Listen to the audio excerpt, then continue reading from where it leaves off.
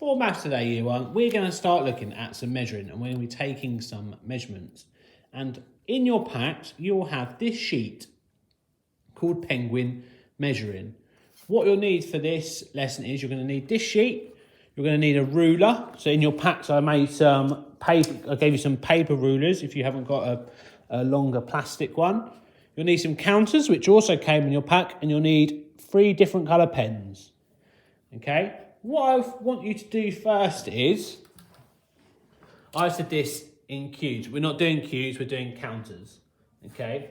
What I want you to do first is, in one colour, I want you to, so I'm going to go with pink first. I want you to estimate, remember estimating is having a good guess at how many counters each of these penguin are tall. So how many counters tall are each of these penguins? So I think this one might be, I don't know. I'm going to go 2 for this one. And then you can write this in the box. I reckon this one's going to be 7.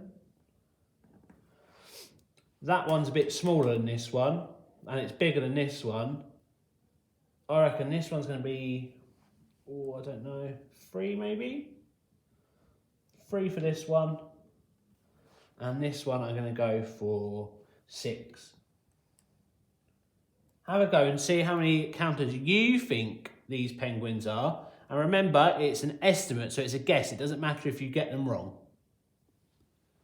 Then what you need to do is you need to grab your counters and you need to place them on the penguins to measure how tall they are. So how many counters tall they are.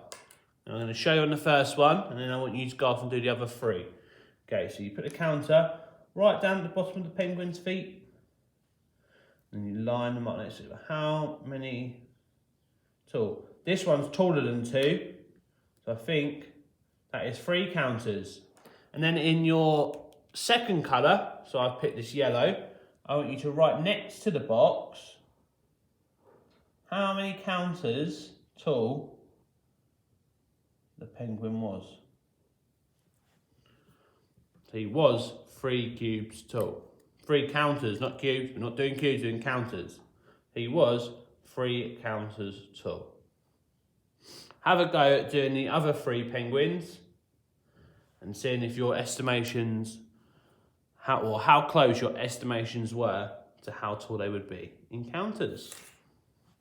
Once you've done that, you'll need to grab your third and final colour. I've got this grey pen, and you'll need to grab your ruler. And I want you to have a go at measuring in centimetres. Remember, we've got our cm, our centimetres, how tall the penguins are.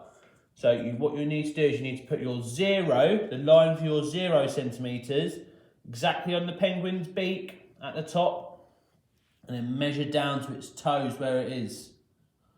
You see there, so there's a little dot there. So our penguin, this first penguin, was 6 centimetres tall. Okay, and when you're writing that, and you can write that next to the penguin,